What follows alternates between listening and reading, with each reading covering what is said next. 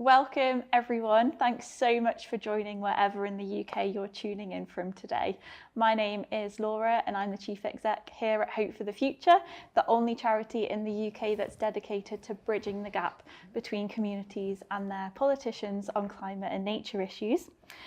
We do so by offering a whole range of support, whether it's training, one-to-one guidance, workshops, whatever it may be, and we're here to support you in that journey. And today's event is part of that support that we offer to communities across the UK. So I hope you get something really valuable out of it, and we're going to have a really great discussion today, aren't we, Ed? We are, I hope so, yeah.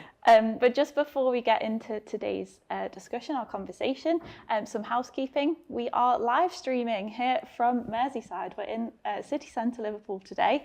So whilst we hope that tech will be on our side, please just bear in mind that there might be a few little glitches along the way, but fingers crossed you hear everything loud and clear. But today's live stream will be uploaded in full quality format to YouTube after today's event as well, so you can access that whenever you may want to. You are very welcome to submit your questions live for Ed here today, so please use the question function on YouTube Live, and we'll be collating those questions, and we'll have about 15 minutes to put your questions to Ed at the end. Please be respectful in those questions, and we'll get through as many as we physically can. So, without further ado, I'm delighted to be here with Councillor Ed Lamb, or just Ed. Just Ed, Ed's fine. Of the Green Party. And Ed was elected in 2023 to Wirral Borough Council on the Bebington ward. And thanks, Ed, so much for giving us an hour of your time today. We really, really appreciate it. Ed juggles a lot in his life, which he'll tell you a little bit more about in a minute.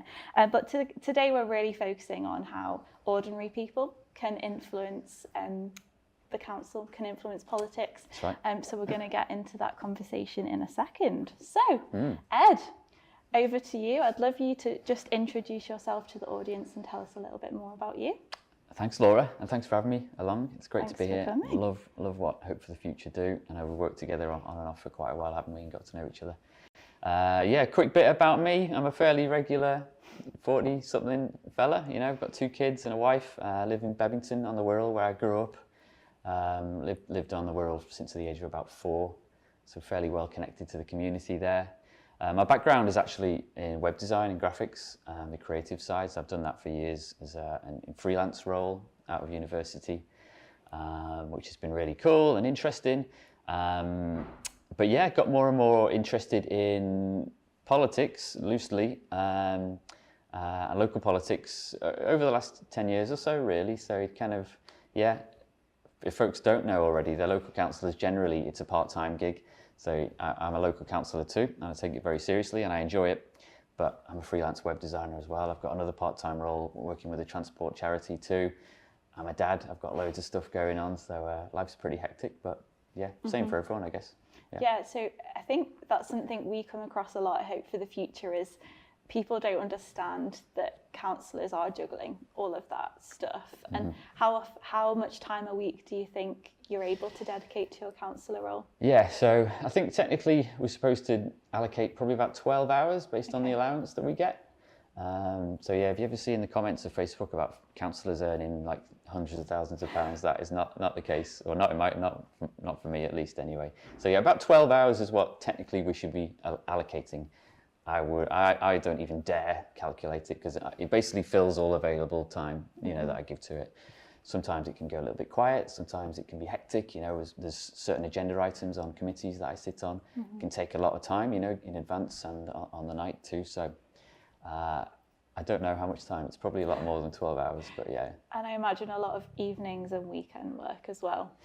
Yes, yeah, I mean, I should be more structured in how I work for, you know, my council email address. I should probably just allocate a day or 2 at the end of the week to do it.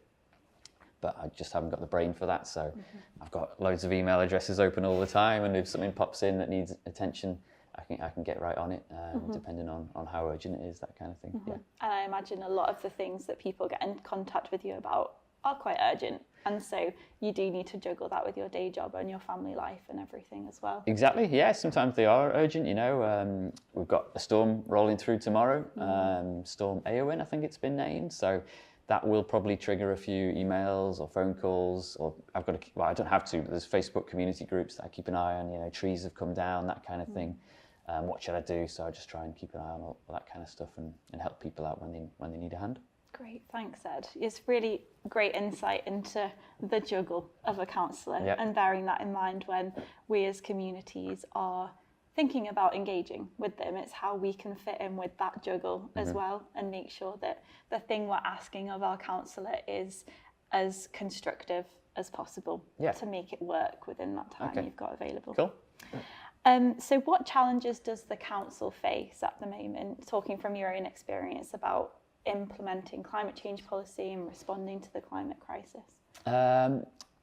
I mean, it's pretty well documented that councils have been kind of stripped right back in, you know, the last 15 years or so. Not sure why that might be. Obviously I am. So yeah, councils have trouble in terms of budget. I mean, on Wirral Council right now, I've got, you know, some quite serious decisions being taken around our budget so that we don't go bankrupt, that kind of stuff. So that has impacts on staffing really. So, you know, I think there was a time when councils were kind of had a much bigger workforce to get things done, and in recent years that's been cut right back. So that's probably the main issue really. It's not just the budget side of things, but it's the actual amount of people on hand to help out with things and to focus on stuff and to build the longer term strategies to achieve the things that we're trying to do. So yeah, it's hard work. And you've been elected for around 18 months, so still getting sort of understanding the day-to-day. And over that 18 months, have you noticed a change in the challenges being faced? Or I have, but I guess I was elected in May 2023. I sort of knew a little bit before that about how the council worked, because I'd been a sort of a campaigner before that, and I got to kind of work with other Green Party councillors and actually other councillors from other parties to kind of learn a little bit about how the system works. You know, for me, my introduction to politics came a lot from the school run actually, because I was that sick of the danger that I faced with my kids getting them to school.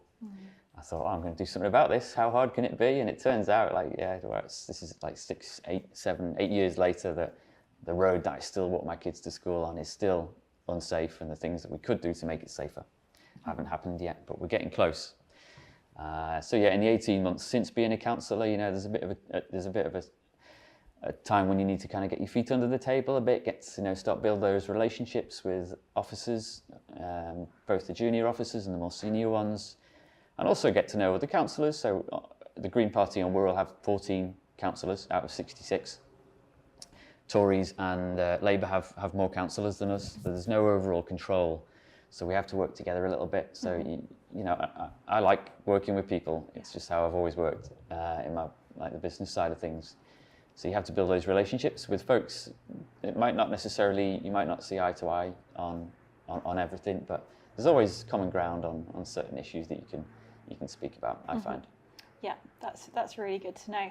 And how often do you hear from your constituents about these topics like the climate crisis, the nature crisis? Yeah, not very much really. You don't hear, I mean, it's not just those things. You don't hear from, apparently, I think there are about 12,000 potential voters in my ward in Bebington.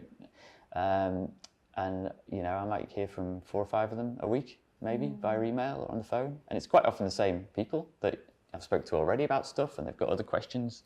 So there's not many people that actually take the time to get in touch. Now that could be because they kind of expect me just to get on with it. They sort of know what we stand for in our ward and what the kind of things we're working towards. We send out quarterly newsletters to every door, through every door in our ward, so people know what we're up to and they know how to contact us.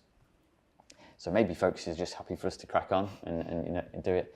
But it is interesting how little we hear from folks, not just about the climate crisis stuff, but on a whole, everything really. So is that 4 to 5 a week on every issue?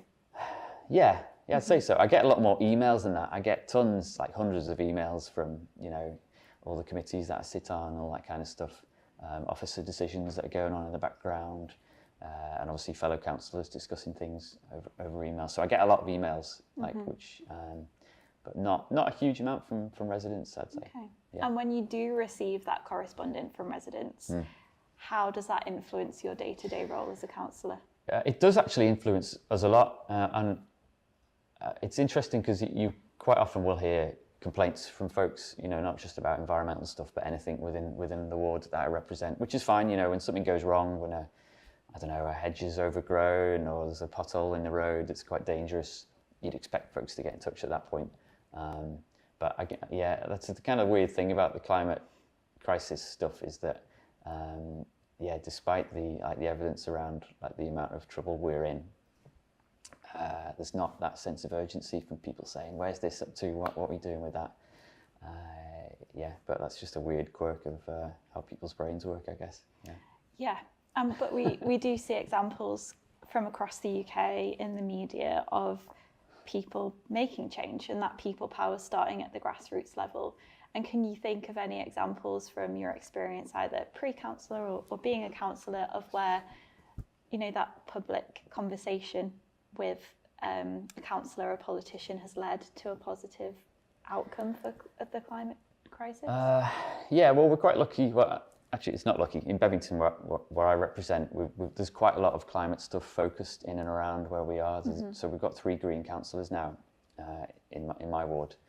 And there's a project called By Hours, which was run by Sustrans, which was a community-run project, which, you know, lots of doors were knocked on within this boundary to ask people how they would like to see their area improved. And it just generated loads of really good positive conversations about walking and cycling, about trees, about access to the parks, green space, all that kind of stuff. But it wasn't really sold as a climate thing, but from it, lots of people realised that if you make these changes, particularly because there's so many schools in Bebington where I am, there's a lot of traffic, you know, that comes for like half an hour in the morning, an hour in the afternoon. It's just chaos. It's horrible, and then it's just quiet again. So but fixing that school run stuff, there's massive support for it. So it was that project was really cool. The tricky part is, since the project has been run and we've got this cool map of what needs to be done, there's this kind of lull now because we're trying to figure out what stage we do it in, how we fund it all, that kind of stuff. So I don't want to. I'm trying to keep the momentum going locally so that people don't forget about it, because you know, kids go through school, they leave school, they go on, they get new habits, they might get a car because they're a sixth former, that kind of thing. So things can be quite quickly forgot. So I'm trying to act fast, you know.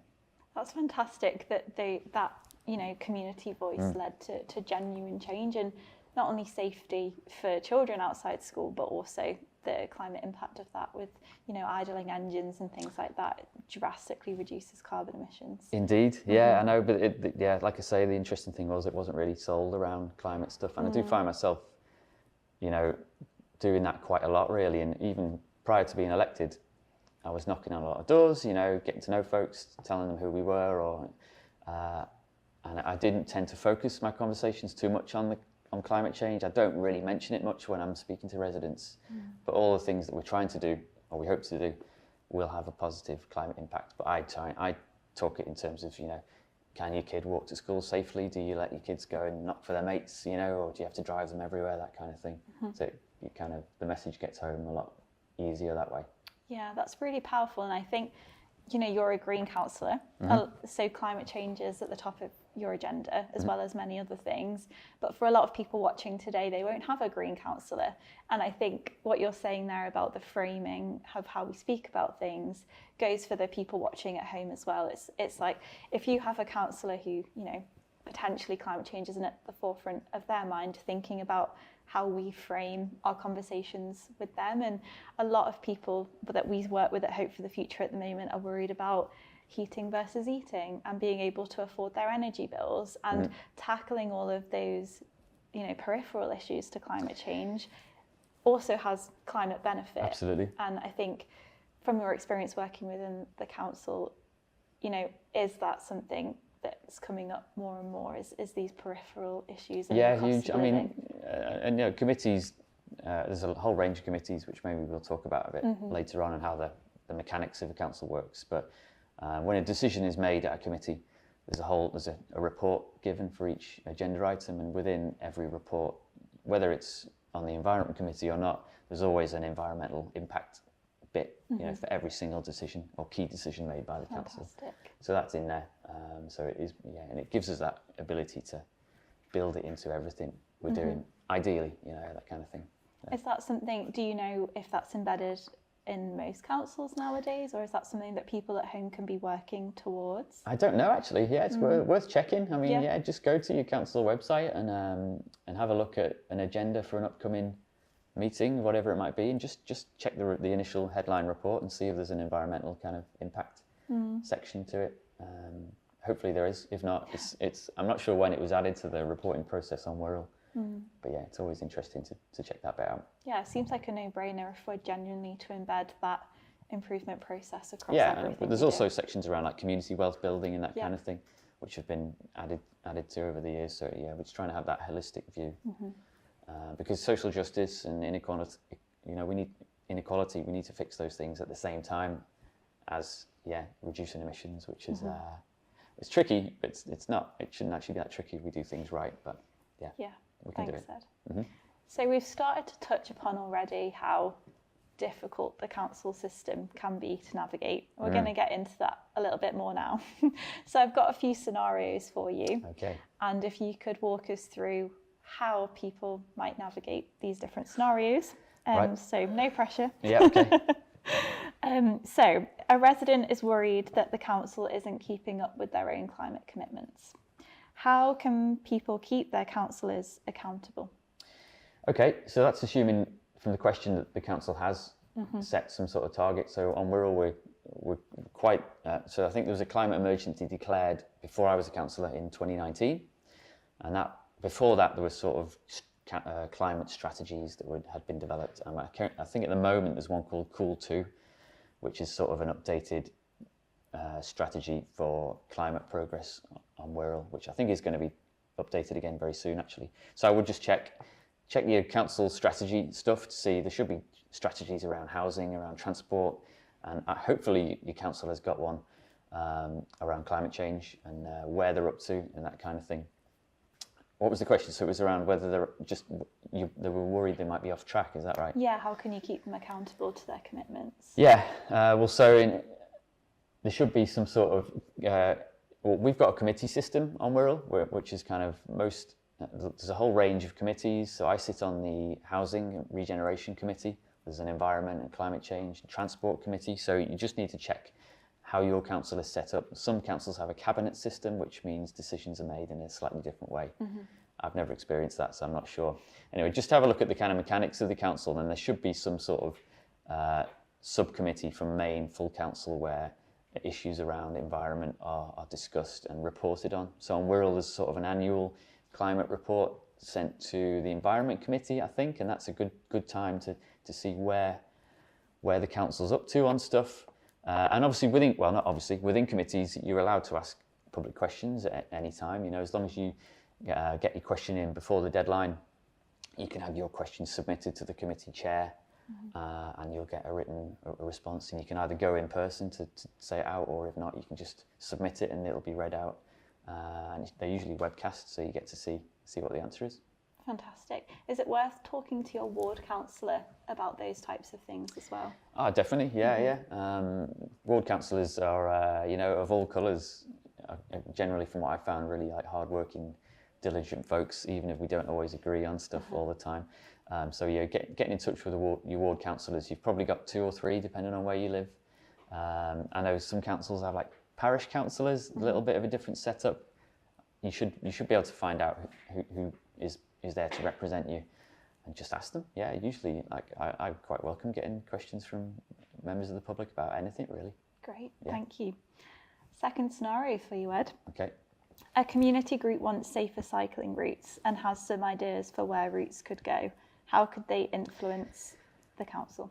Okay, my specialist subject. Yes. Cycling, yeah, sort of, yeah.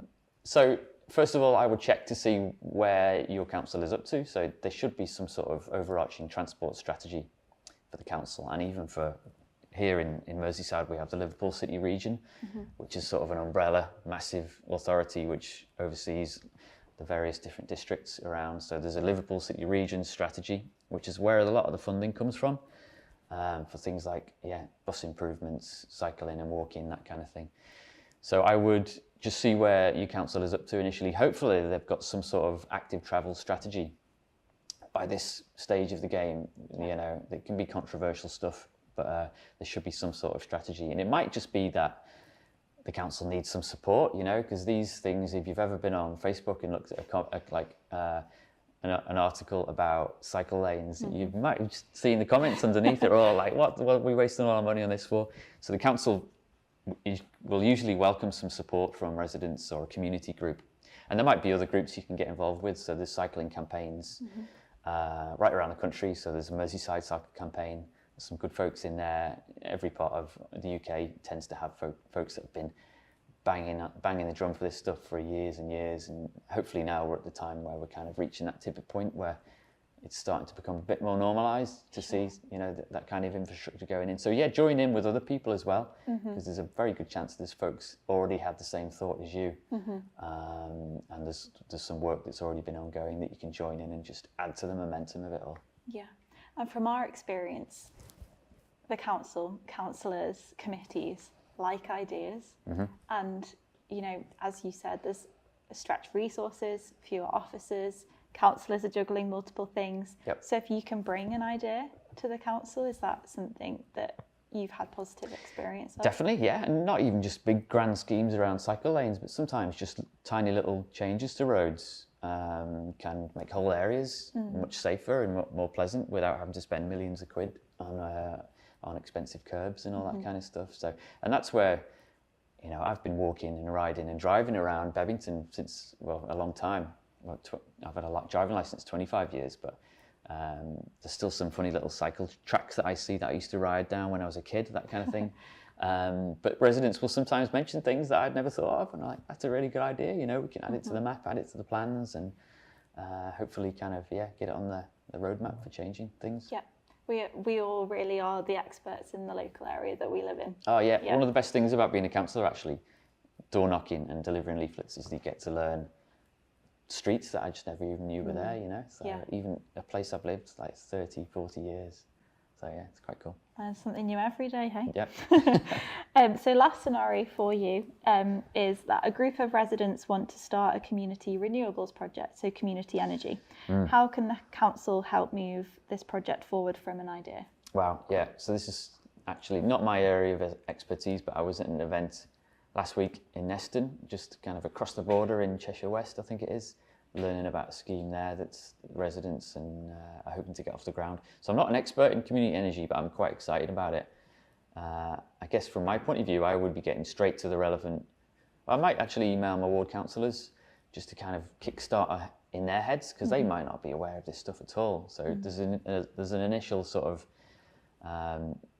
win to be had there just by getting other people to think about what you're thinking and to see how they react to it. Beyond that, I would maybe be looking at the relevant committee or councillors within your they might not be your ward councillors, but you might have seen maybe other politicians in the news that are interested locally. You could message them to find out more about it. I mean, contacting council officers direct is trickier because generally their contact details aren't that easy to find. So I would probably go through councillors initially, but then again, you know, you ask a question at a committee, you know, so you've got some sort of committee that is talking about environmental stuff. Just submit a question in advance of the deadline for the next meeting and ask what's going on, and you'll get a written response or a verbal response, and from that you can take things forward and then start planning your solar farm or whatever it is you want to do, because community energy looks like a real growth area. Like there's so much potential there. Yeah, and some councils across the UK also allow you to come and give a short presentation at committees or cabinets as well, and that could be a good avenue for something like this. That's right, yeah. So I think the committees I sit on, you can either, there's a bit at the start for public questions, and then there's a separate bit for submitting petitions or just having a statement, so you don't actually have to get an answer. You can just say something you want to get off your chest. So just have a little look at the ins and outs of how your system works. Yeah, and funding is obviously a huge thing that would get that type of initiative off the ground. Yeah. And that's something that, you know, it might not be that the council can fund it, but there is national government funding for that type of project as well. Indeed. And it might be, you might be able to use your councillor as a leverage point to make those connections. Definitely. And strengthen your funding case as well. Yeah, absolutely. Yeah, I'm learning a lot about that at the moment, actually. So if anyone has got any suggestions, put them in the comments or something, because yeah, I'm dead keen to learn more. We just put some solar panels on our house in November, so I've started to like figure out how that works and how it could work at a much bigger scale. Yeah, and I know that you're a big advocate for heat pumps. Yeah, well. yeah, I could do a whole other webinar on heat We pumps. won't get into that today. So a few more sort of specific technical questions that have sort of come out of the work that Hope for the Future has been doing with communities and councils recently. What role do petitions and public consultations play in influencing council decisions? Yeah, quite a big role potentially, and in strange kind of ways. So yeah, I before I was a councillor, I have created petitions to kind of make a point, you know, about certain things. I can think of a couple. There was a traffic fatality in Bebington. Again, this is before I was a councillor, on a junction where it wasn't an accident because it's so unsafe. You're basically like waiting for the next collision to occur, and in this case, an elderly gentleman was killed. So really sad. And from that, I thought, you know, what can I do? You know, so I started a petition, shared it online locally. And it got 600-700 signatures, that kind of thing. Lots of people realising the exact same thing, you know, it's so hard to cross, you know, there's so much traffic. So, yeah, and I submitted that to, actually it was one of my previous councillors that I kind of nudged out of the role in the end, but they were really cool about it, and they submitted the petition on my behalf to full council, so all 66 councillors got to hear this petition. From that, it went through the mechanics of the relevant committee and the work programme. And we, you know, about 18 months later, it was there in the work programme for redesign. So this roundabout's getting a redesign. There's money allocated for the initial design work. Fantastic. And then hopefully it's not as fast as we would like. Obviously, you'd like to be done you'd like the work to be done instantly, but yeah, it's there and it'll get fixed soon. So hopefully once it's done, it'll be much safer to cross. Yeah. Cool. And what about the consultation process? Yeah. The consultation process is really interesting. You know, it's in a lot of ways, it's a kind of a statutory, like legal requirement for some things, you know, even I got one recently as a councillor. They want to extend some double yellow lines around a junction near a school so people can't park so close, so kids can cross safely. Yep. It's got to go through a consultation. So yeah, I get an email, the residents that live nearby get a letter posted through just to seek their feedback. Which is just like a legal requirement for things when you've got to change conditions on a road. A bit annoying, but yeah, it's not a box ticking because, you know, the comments you get back will be taken into account. But basically, it's going to happen. We've just got to go through this process initially. Like consultations at the moment on Wirral Council. I know there's one actually out there for asking for ideas and suggestions around EV charging, where we're going to put this network, hopefully, of electric car chargers. Great. Asking for suggestions on that. So that kind of consultation is good because it's asking for ideas. So that's cool. There's a kind of a database, there's a Have Your Say website that Wirral Council have, where you've got all the consultations listed that you can take part in. A lot of folks don't even know that is there. So we do our best as councillors to share links with residents and that kind of thing and ask them to get in touch. I guess what the interesting thing about consultations is that quite often they're used as a tool for kind of getting support for or against something. Okay. So a good example on Wirral in the last year or two has been the 20 mile an hour stuff, which has proved quite controversial because, folks, it's really quite a comprehensive rollout of roads that we're going to have a lower speed limit. And I can understand why some folks have been driving around for, you know, goodness knows how long at 30 mile an hour and thought, this is perfectly safe, what's all this? So the consultation for that was quite tricky and spicy. You know, lots of questions at committee, petitions against it, that kind of thing. And the consultations came back with a huge kind of 90% of folks were against this thing. And then when that goes to committee and the decision is made, and I wasn't on the committee, but the decision was taken to go ahead regardless. I can see why folks might be like, hang on, we said we didn't want it. Why are you doing it anyway?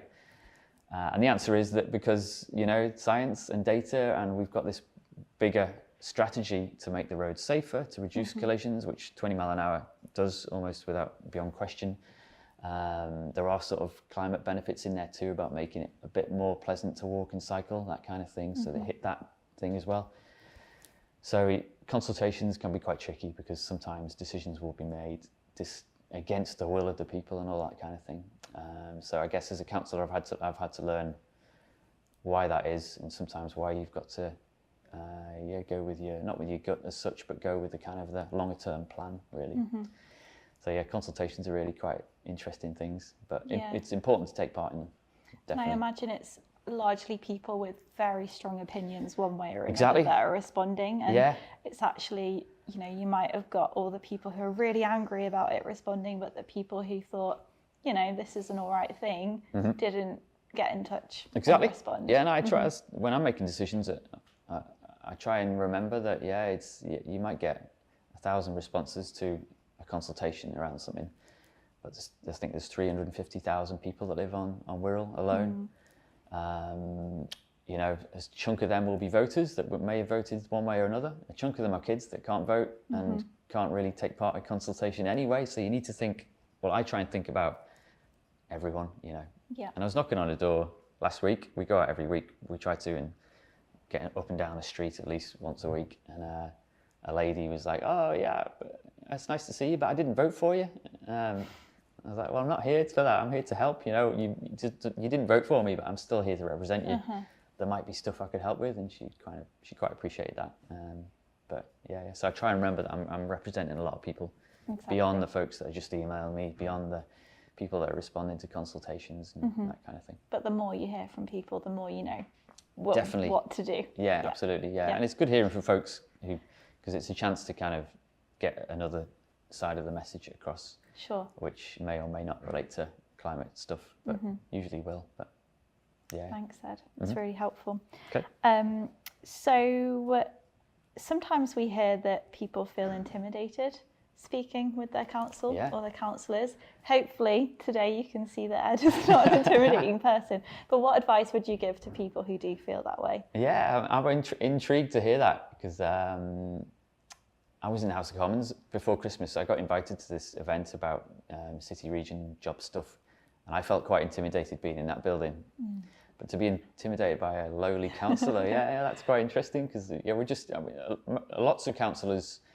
I mean, you can sort of rise the ranks if you start to become a chair of a committee or you're the leader of the council. Then that's a full-time role, or it can be. Sorry, it's a bit more responsibility. But most like local councillors, parish councillors are maybe retired or they've got a job on the side as well. So they shouldn't be. I don't think you should feel intimidated to contact them. And I would actually go so far as to say is people like councillors will welcome. Like it's not that we're looking for stuff to do and we're bored, but I really welcome hearing from residents on a whole range of things really, because it just adds to my perspective and it just gets me thinking about other things, and it's a chance to kind of have that relationship around other stuff as well that they might not have thought about. So it's just get in touch, don't be shy, get in touch by email. Usually they're all publicly available, or you might find that they have a social media account that you can reach out to. Lots of different ways you can get in touch. You've heard that loud and clear. Everybody get in touch. I hear a lot, like the best and the worst thing about walking and cycling so much is that you're very kind of visible. So folks will like flag me down, or I walked past on the way to the train this morning. I cycled to the station, and there's a couple of childminders that I know. I see them walking all the time, and their perspective on walking is really interesting, with double buggies and having trouble getting around cars on the pavement or roadworks. So I always stop and have a chat to them and see how they're getting on.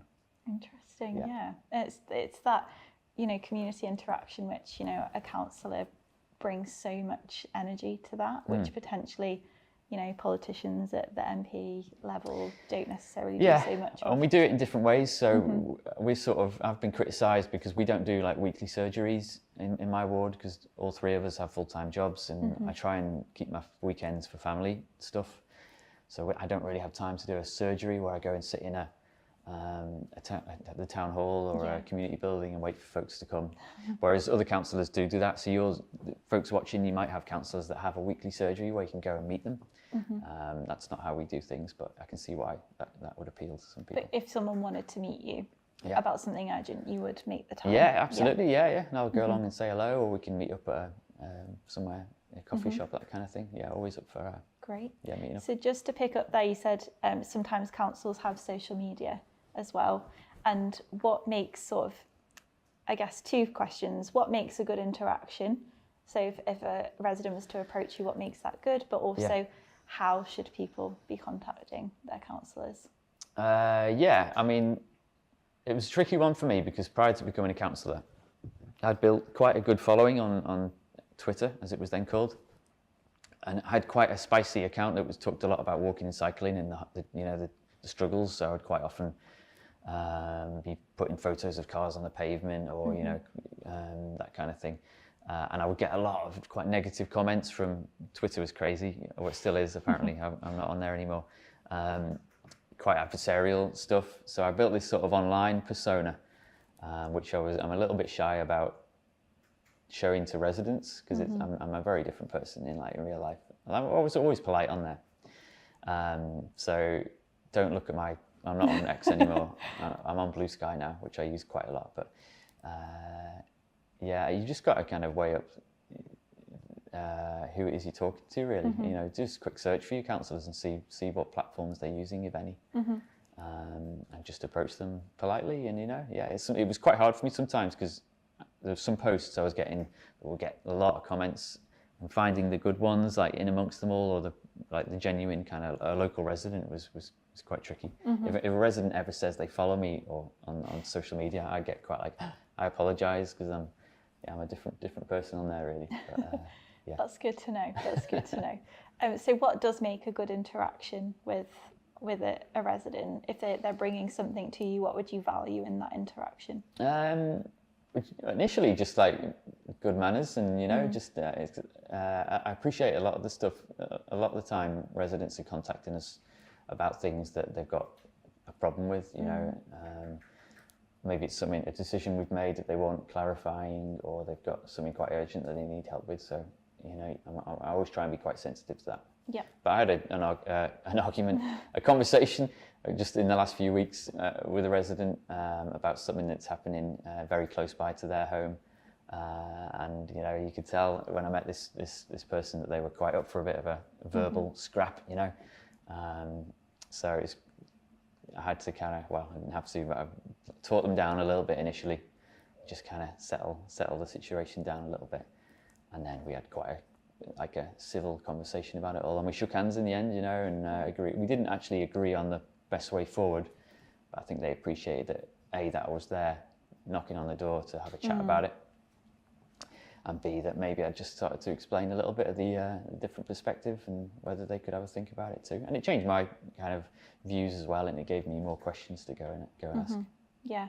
And I imagine because you're jumping from day job to council to day job to council, coming with quite, a clear message and something tangible that you can talk about together, and maybe a concrete action that your councillor can take away. Absolutely. To fit within that small time period that you've got to work on. Yeah, be succinct and to the point, I guess. But mixing that with just being friendly and approachable. Yeah, building that relationship. Absolutely. Yeah. Great, so we've had lots of live questions. So thank you everyone for submitting those from home. And we've got some pre-submitted ones as well. So I'll do a mix of them. I haven't seen these before time, so sorry Ed, but I'm sure they are great questions. Thank you everyone for taking the time. So started to talk a little bit about this already with some of your more confrontational conversations. But what advice do you have if there is a clash of personalities between a councillor and someone trying to get a project agreed?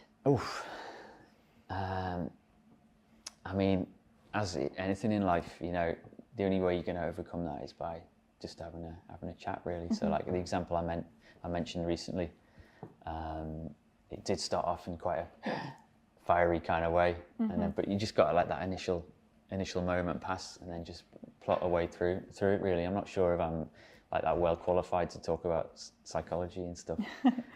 Although I did used to do a weekly podcast with a psychotherapist, so I'm really interested in what makes people tick and how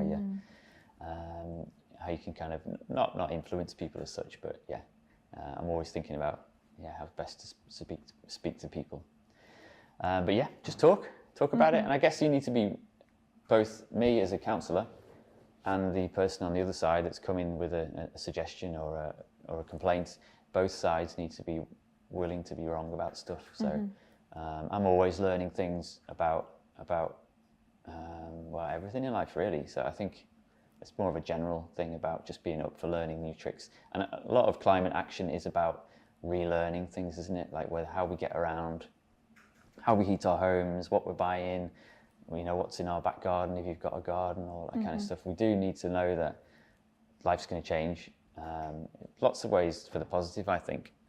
But you've got to be up for the challenge of learning new tricks. Yeah, and I imagine that there is also other people to speak to. So if you're having a personality clash with a particular councillor, you might politely say, would you mind putting me in touch with someone else? Yeah. Or is there a committee I should go speak to about this, and maybe try and actually remove yourself from that situation as well? That's something I did with that conversation I had a few weeks ago. So I was like, listen, you don't like what I'm saying that much, that's fair. There are other people you can speak to. This is the committee where the decision around that thing was made. You could go to that committee and you could speak to any councillor on it. You could ask a question to the chair on the night. Like, I think you could set up a petition, because they were talking about that.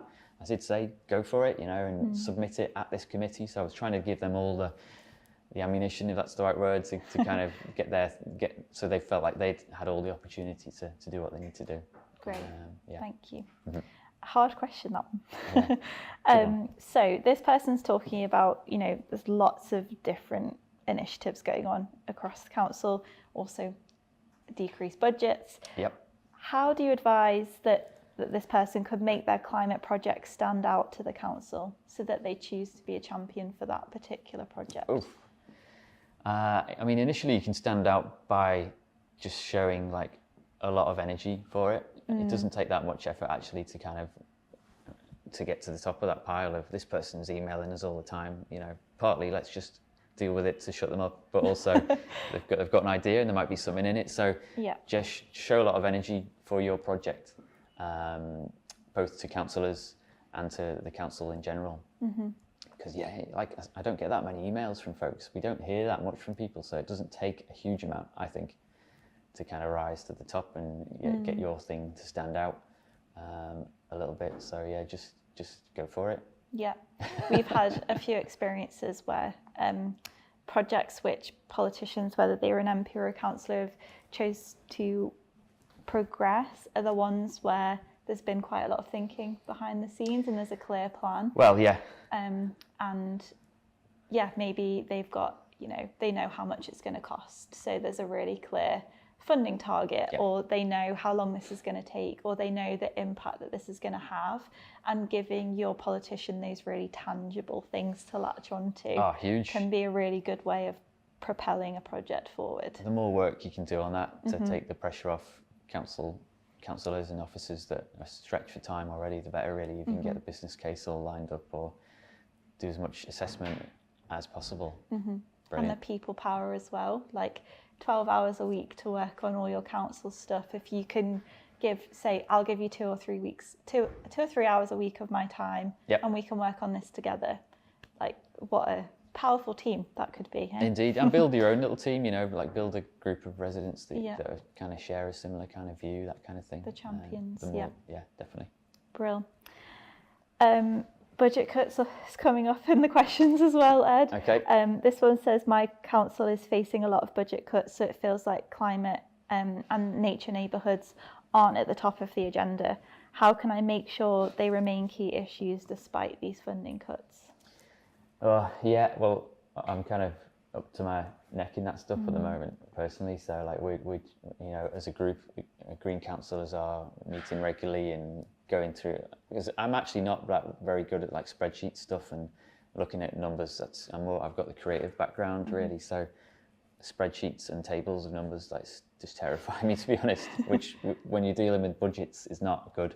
Thankfully, I've got colleagues who are better at that kind of thing and can explain it to me and that kind of thing. But just fight your corner and argue your case. You know, it's not just the Green councillors doing this, but for a lot, there's other councillors of other colours that kind of recognise that we need to protect certain things within budget decisions. And just fight your case, you know, and make the business case as well. So, you know, for decisions that we're making at the moment, we're trying to show the longer term economic benefit for the stuff that are priorities to us. And we're doing, well, we'll find out in a few weeks when budget kind of gets signed off, what we've been able to keep hold of. But the economics of climate change and our response to it are quite simple, really. You know, it's going to cost less to deal with stuff now than it is waiting for systems to collapse, isn't it? So, yeah, get your numbers lined up, and it shouldn't take that much. And then you've got to do the job of selling it to the council in terms of why we need to be keeping hold of certain things. But really tough choices, you know, and like we're talking wider things around adult social care and child services and all that. So, pretty crazy times at the moment. Yeah. Thank you. And on that line of thought, someone here is asking around how local authorities might be encouraged to relinquish control of facilities that they no longer have the resources to manage, potentially if budgets are being cut and that sort of thing. This person says, I think this would enable us to develop more local green initiatives, so in the local control. Is that something you've experienced of? How can people encourage councils to do that? Is it around letting go of maybe buildings or assets that are no longer? Yeah, I think probably green. They're talking about green spaces, potentially to make like community gardens or that sort of thing. Yeah, we've been going through quite a lot of that at Wirral Council. Some of it good, some of it tricky in terms of like community spaces, some libraries that we need. Quite a lot of old big buildings that the council don't really use anymore that we're trying to sell back into the market so they can be repurposed or even maybe even demolished and like something else built there in its place. So we've had a process at Wirral where there's been quite a lot of community asset transfers that have gone on. So a CAT is where a building or a space is given to the community. So someone from the community will come with a business plan to take the space. So in my area, we're trying to get one done where Brackenwood Golf Course. Like typically, golf courses aren't that good ecologically, but we struck quite a good compromise because the council no longer really wanted to run the course, a municipal course. But there was a really good membership base there that have played golf there for, I don't know, 80, 90 years. And it is a lovely green space as well. So we struck this kind of good deal, which is still ongoing actually. So touch wood, where it will continue to be a golf course run by a company, but it will be for the benefit of the community. So they're going to do more around tree planting. There's going to be more paths through it, so you'll still be able to go for a walk through. Fantastic. There's a little cool like hedgehog project going in there where a local university is monitoring the population of hedgehogs. So it's really kind of safeguarding this public space really, and making sure everyone can use it. You just might have to duck out the way for a golf ball every now and then, you know. But yeah, that's quite a good example. And I think from just hearing that example, if you do have an idea for a local space, and I don't know, you want to start a community orchard in a green space which has historically been held by the council, bringing a proposal, bringing ideas and saying you've got the team behind you to be able to do it. Absolutely. I think, and using examples like that and saying, you know, look what's happened across the country. This could be the benefit that we bring to it. Definitely. I'd assume a lot of councils will be quite up for that really, to kind of take the pressure off them. But then residents that live nearby can be safe in the knowledge that it's going to be well used and it's going to be for them. You know, for and it's bringing the residents with you as well. So you've got that support. Absolutely, Oh, this is a nice one. What would you say to someone weighing up whether to stand as a councillor, especially from your perspective of balancing life with council duties? Is this one of the crew at the back? Are they thinking, no? Well, I would say seriously consider it, to be honest. You know, it's not all councillors have to, you know, go all out and you don't have to. You can have it. So it would just be like 12 hours or less even. I would really recommend folks have a think about it. I found it like massively rewarding, to be honest. I don't know if I'm lucky in the sense that I've got a local party, the Green Party in Wirral, that are quite on an upward trajectory. We had like one councillor 8 years ago. We've got 14 now. We've got there's quite a lot of excitement around it. But it doesn't have to be the Greens. You just see who's doing what. I mean, all political parties, bar maybe one, are up for the challenge of climate change and recognise that it's something we've got to tackle. So you may not yet. I wasn't actually a member of a political party prior. I was sort of eased into it a little bit, and then got involved and just got swept away on it. But you could be an independent as well. You don't have to stand with a party. You could try and have a go at standing as an independent candidate. But yeah, it's very rewarding. It's quite hard work, it's stressful, but life's supposed to be, not a struggle, but you're supposed to get stuck in and have a go. So there's not many better ways, I think, where you can have an impact locally. And I don't want to downgrade the role of MPs, but I had in my early campaign career, if you can put it that way, been contacting my MP about stuff. And she, I'd got some good feedback and all that, but she kept kind of mentioning that, the roads are controlled by the council. I'll send you a message to Wirral Council. And then I realised, it's councillors that are making these decisions on roads and safety and emissions from transport. I should probably learn how that works. So I went through that whole process of learning about local councils probably 4 or 5 years ago, and here I am now. So yeah, it's a really good way of impacting things locally. Like again, MPs have an important role on that bigger picture. But yeah, if you want to fix your street, then it's local councils are where it's at. Yeah, I was speaking to one of your colleagues last week actually, Liz Gray, chair of the Environment Committee, and she is a teacher. Indeed, job. Yeah. And she was talking about how she feels that the councillor role makes her a better teacher, and being a teacher makes her a better councillor. And actually, she was worried about the juggle, but it's worked really well. So thinking what works well for you, but yeah. Yeah, well said, Liz. Yeah, she's right there. We've probably got time for one more question. So before we round up today, thank you all for the questions that are still coming through. So this one is around the diversity of people that councillors are hearing from. And this person says, the main voices that are heard are often wealthy retired people. What more can the council committees do to improve the balance of people that are able to contribute to those committees? Wow. It's probably quite true that. And in fact, the kind of your average councillor, I think I brought the average age down a little, quite a chunk. But yeah, I think it's a role that traditionally has maybe been seen as something you do, retired folks do when they've got a bit of time. Being slightly unfair there, but yeah, I think I did bring the average age down a little bit. In terms of the wider community, yeah, you're probably right that there's a certain demographic of person that knows how the system works and how to send an email or how to set a petition up in the first place.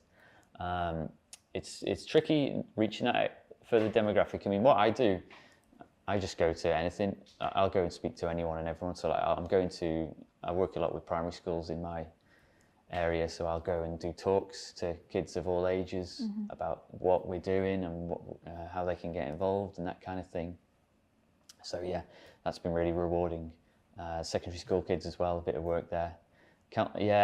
It's tricky. I mean, I think the council is sort of doing as much as they can in terms of sharing things digitally and getting newsletters out where possible as well.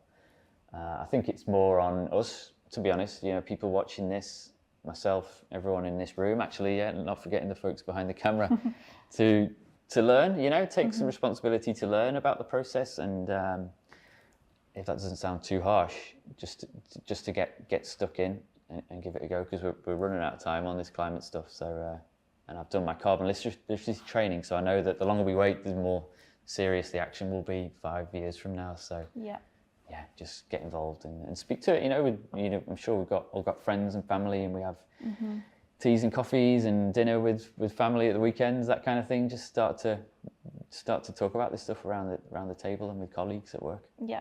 I think it's an awareness thing as well. People don't know that they can go to committees or ask questions, or that consultations are happening. And as you said, we can have so much of a responsibility to do that, but it's really great to hear that you're doing that active outreach in the community as well. And maybe that's ideas that we can instill in our councillors across the UK as well. Is would you be willing to, if you are a teacher, invite them to the local school? If you have, another role in the community with, you represent a specific portion of society, invite your councillor along and be that bridge as well. Yeah, I like going to schools. It's great fun. I feel like it's a little bit of a cop-out in some ways, because I'll go and talk to the kids and show some cool slides about what we've done. But it's our generation, it's the grown-ups that have got to act on this stuff. So by the time these 8-year-old kids I'm talking to are 18, we've got to have had a lot of the work done. So I do like, when I go to schools, I have that at the back of my head. And sometimes I've even been cheeky enough to kind of like speak to the teachers directly with the kids in front of me and say, listen, what are you folks going to do? Because you're the important ones. But I guess personally I could do with more. It's maybe not so much schools and working with community groups, business associations, that kind of thing. But I've been to like a couple of local church sermons to before the sermon to talk about what we're doing as well. So any chance I get, I'm going to talk to folks. Cool, thanks Ed. We shouldn't really do another question, but they're all so good. So we're going to do a quick one, quick answer. Go for it. We talked about consultations before. So I just wanted to pick up on this question. What can councils or councillors do to improve awareness that consultations aren't referendums? The opportunities to improve the proposed plan, not oppose them, which I think is a really important point. Yeah, I don't know. I mean, when the 20 mile an hour stuff was going through Wirral, I did notice in the wording that the council tried their best to make that a bit more clear. So the actual consultation said in September, whatever, a decision was made to proceed with 20 mile an hour as a strategic decision. We have now got to the point where we've decided on which roads we think should be included. Even then, though, it didn't really work, because it was just like people were either loved it or were dead against it. So I don't know. I guess it's just part of wider education, really. About, because I've had to learn it myself, really, about how consultations work. I think council should probably continue to do that a little bit more at the top of it, in the text at the top, hoping that people might read it before getting to the important bit and submitting for or against. And I guess it's something that councillors can probably do a better job of, me personally as well, in explaining that. When we're sending our emails out to residents, or we're posting on social media, we can make that a bit more explicit at the start. Yeah, thanks Ed. Cool. Well, what a great conversation. Thanks so much, Ed. Take a breather. They were really thoughtful answers, and I've learned a lot, and I hope everyone at home has got something out of that as well. And on that note, rounding up today's conversation, I'd love to encourage you, I'm sure Ed will as well, to go and speak to your local politician, whether it is your councillor, your MP. If you're not sure who the best person to speak to, depending on what it is that you want to change, we can help you decide which level of government it is that you need to speak to. Often we can feel that we don't know enough, which is something we've covered today, but you have enough expertise in your own life to probably be more of an expert in what it is that you want to speak about than your own politician, who we know has so many different things to think about. So yeah, what is really clear today is that your voice does have power. Definitely. Hopefully by using Hope for the Future's resources, you can add more power to that voice by understanding who the right people to speak to, what the best, most constructive way to have that conversation is. So please do use Hope for the Future for all your support needs that you could ever need. We are offering, I think, 6 or 7 training sessions over the next month. So take a look at our website, sign up for one of those. Every training on our website is totally free of charge. We'd love to see you there. And as I mentioned, this recording today will be available on our YouTube evermore for you to look at in your own time. And we'll be adding subtitles to that as well for those of you with accessibility needs. You can get in touch about any other anything you want to ask us about via the form on our website, so please do have a look at that as well. And if you have enjoyed today's event, please subscribe to our YouTube channel, because we are going to have a lot more events like this, really breaking down the political system and demystifying politics over the next few months. So we'd love for you to subscribe, like and share. It really helps us here at Hope for the Future. So just to round up, a huge thanks again to Ed for joining us. I hope you've enjoyed today as well, and taking a time out of all of the other responsibilities that you have. And thanks for joining everyone at home. Please leave some comments, let us know what we can do better next time, what you've enjoyed, and enjoy the rest of your day.